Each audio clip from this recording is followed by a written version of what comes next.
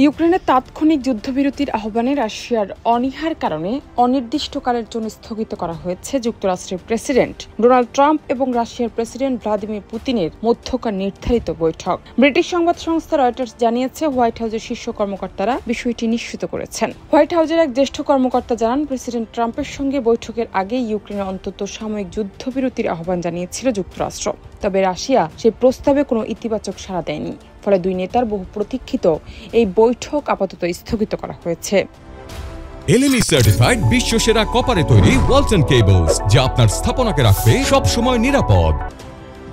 জানা গেছে, কয়েকদিন আগে যুক্তরাষ্ট্রের পররাষ্ট্রমন্ত্রী এবং জাতীয় নিরাপত্তা উপদেষ্টা মার্কো রুবিও রাশিয়ার পররাষ্ট্রমন্ত্রী সার্গেই ল্যাভরভের সঙ্গে টেলিফোনে আলোচনা করেন।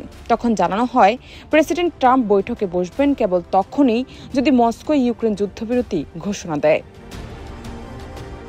কিন্তু রাশিয়ার পক্ষ থেকে জানানো হয়, বর্তমান পরিস্থিতিতে যুদ্ধবিরতি বাস্তবসম্মত নয়। এ প্রতিক্রিয়ার পরই হোয়াইট হাউস বৈঠক স্থগিতের সিদ্ধান্ত নেয়।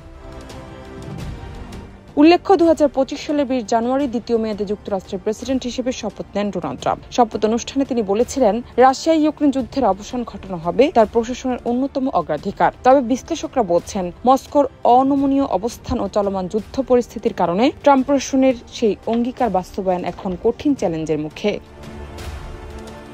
জান্নাত নিপু, দেশ রূপান্তর।